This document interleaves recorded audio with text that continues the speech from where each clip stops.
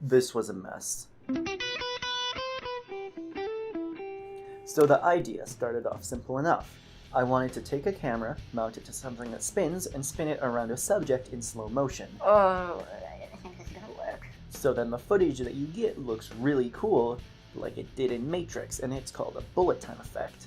So I looked up an article on how to do this, and I found this guy who mounted a ceiling fan to a piece of wood and duct taped a GoPro to that piece of wood and then spun it around. So I figured I can do that. I have a fan. I can figure it out. I was so wrong. So this is what I came up with. It's a green screen stand with a shoelace on it. Very high tech, I know. So I took apart an old floor fan that I had, and I figured that if I kind of like staple that to the top of there, then I could get it to work no problemo. But that is kind of where I ran into difficulties, but we'll get into that later on. So I realized after using some common sense that that fan is not going to go up there. It's a round surface, the fan is heavy, it's not going to go up there. So I had to figure out some other way to do it. And that way was by taking a pillow and putting the fan on it. And I know that sounds stupid, but that's because it is. The fan's motor is flat, so I needed something to put it on to keep it steady, so I settled with a pillow of mine with a shirt on top of it. The only problem with that is the pillow did an awful job, and I didn't keep it very steady at all. So then for some reason I took a shoebox and put it on the fan. I'm not sure where I was going with that actually. Yeah, no, it's not gonna work. No, it's not. I'm sorry. The next logical step, of course, is to use tape, and surprisingly, that worked pretty well. So here it is, retaped to the green screen mount, and I have to say, it looks awful. But we're not doing it for looks, we're doing it to see if we can get it to work.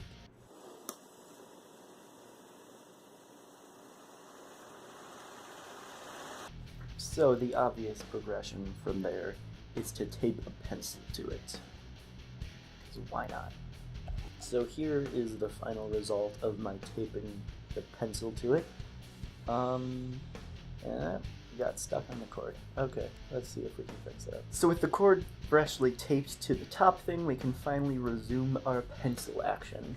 And let's turn this thing on. Okay. That slowed down a concerning amount. If it slowed down that much for a pencil, then we may have a problem with the camera. Okay, so this is where I ran a little bit of an experiment, and this is kind of really cool. This is a fan on its lowest setting, filmed at 60 frames per second, slowed down to 30 frames per second to give you a half-speed effect. You can't really tell the difference. But then, when you tape a pencil to it, this is the exact same speed footage. That slowed it down a lot. And then because I'm a child, I decided to put talcum powder on the fan and see what that would look like in slow motion. Looks cool. Not as cool as I would hope, but whatever. Okay, let's turn this off and look at the wreckage. So as you can see, there's still talcum powder flying off as I shut it off, and there's still a considerable amount on the fan. And because I'm an idiot, I left my uneaten breakfast on the bed, and now it's covered in talcum powder. So the next step, of course, is to tape a thingy to it to attach the camera to. So here it is, fully attached. Let's turn the sucker on and see how it goes. Okay, no.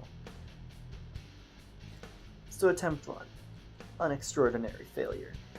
But that doesn't mean that I'm done yet, because I still have a couple ideas up my sleeve that involve lazy Susans and simple pulleys. But until I get to that, I'm going to leave you with this.